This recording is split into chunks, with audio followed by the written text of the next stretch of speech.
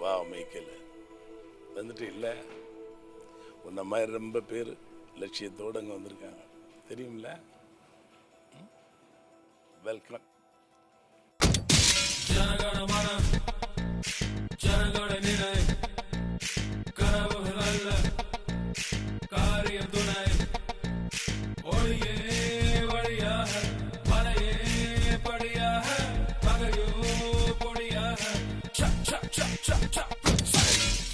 இது முடிவில்லை, ஆரம்பம்.